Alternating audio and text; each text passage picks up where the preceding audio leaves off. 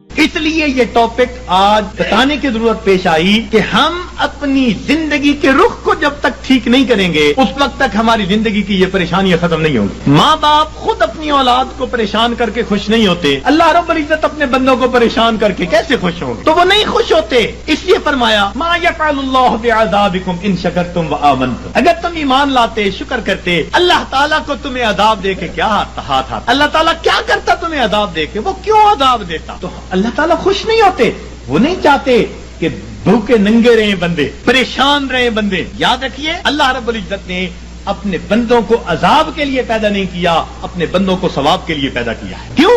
فرمایا ان اللہ بالناس لرؤوف الرحیم، جب رؤوف الرحیم ذات ہے تو وہ کبھی پریشانی میں اپنے بندوں کو نہیں ڈالنا پسند کرتے۔ ہم خود پریشانیوں میں پڑتے ہیں، ہم پریشانیوں کو دعوتیں دیتے ہیں، بھاگتے ہیں پریشانیوں کی طرف۔ کس طرح سے؟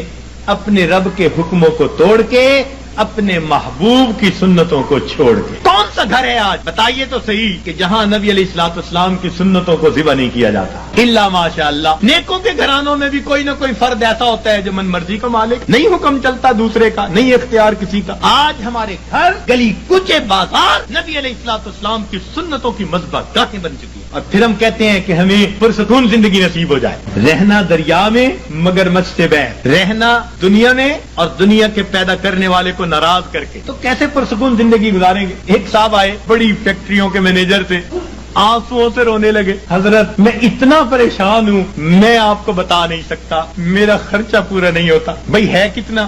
بس حضرت 2 کاریں دی ہوئی ہیں، میرے لیے علیحدہ، بچوں کے لیے علیحدہ، کوٹھی لے کے دی ہوئی ہے، کوٹھی پر چوکیدار، باورچی اور گن مین سب مالکوں کا، پیٹرول مالکوں کا، بیمار ہو جائیں تو ڈاکٹر کا خرچہ مالکوں کا، اور ٹیکس ویکس ہو تو مالکوں کا، اور حضرت مجھے صرف 75,000 مہینے کے ملتے ہیں۔ 75,000 مہینے کے ملتے ہیں، سارے باقی خرچے مالکوں کے، اور آنسوؤں سے رو رہا ہے کہ حضرت میرے خرچے پورے نہیں ہوتے۔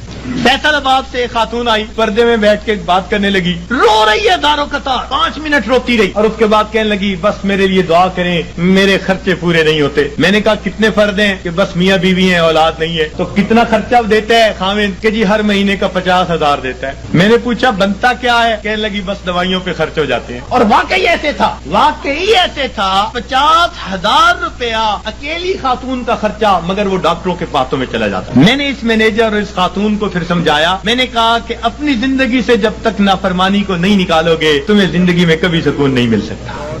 تمہارے مال سے اللہ نے برکت نکال لی ہے، تمہارے 75,000 کیا 75 لاکھ بھی ہوں گے تو تمہاری ضرورتوں کو پورا نہیں کریں گے۔ برکت اللہ تعالیٰ نکال لیتے ہیں، اتنا کماتے ہیں ضرورتیں اتنی، پریشان، اتنا کماتے ہیں ضرورتیں اتنی، پھر پریشان، لنگوٹ باندھ کے میدان میں اترتے ہیں۔ اب اس پریشانی کو تو ختم کر دینا ہے، اگلی پریشانی اوپر سے آ جاتی، پہلی ختم نہیں ہوتی دوسری اوپر سے، پھر پریشان پھرتے ہیں، کہتے ہیں جی بس رول کے زندگی گزار رہے ہیں۔ ایک صاحب کہنے لگے کہ جی کسی نے شعر لکھا ہے، ایس دکھی حیاتی دے پینڈیاں وچ، ایس دکھی حیاتی دے پینڈیاں وچ، کدی راہ پہ گئے کدی بھلدے رہ، ایک دیوا امید دا بلدا رہا، لکھ چکھڑ انیریاں دے چلدے رہ، پت جھڑ دے جھڑے ہوئے پتیاں وانگ، اسی تیرے جہان وچ رلدے رہ، پر دامن امید دا چھڈیا نہ، اسی نار تقدیر دے گھلدے رہ۔ تو میں نے کہا کہ بھئی تمہیں پت جڑ کے جڑے پتے کی طرح رلنے کی ضرورت ہی کیا ہے؟ کیوں ضرورت ہے؟ تم اپنے آپ کو پروردگار کے حوالے کرو، وہ تمہیں بے آسرا نہیں فرمائے گا، وہ تمہیں کٹی پتنگ کی طرح نہیں رکھے گا، جھڑے ہوئے پتے کی طرح رلنا نہیں پڑے گا، گھلنا نہیں پڑے گا تقدیر سے۔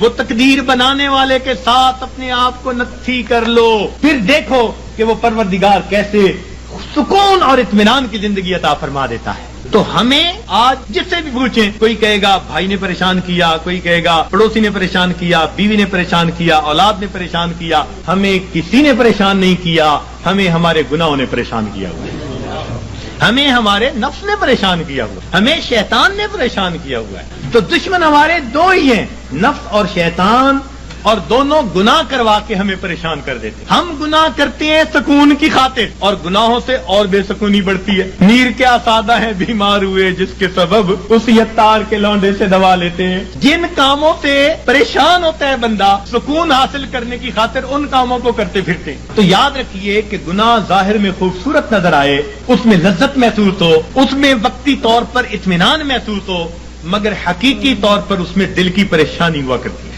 اور جتنا ہم گناہ کریں گے اتنا ہماری زندگی میں پریشانی آئے گی. یہ اللہ والے جو گناہوں سے اپنے آپ کو بچا لیتے ہیں, اللہ تعالیٰ ان کی زندگی کو سکون عطا فرمائے. سوشل میڈیا پر سب سے قدیم اور سب سے ریلائبل برانڈ درسقرآن.com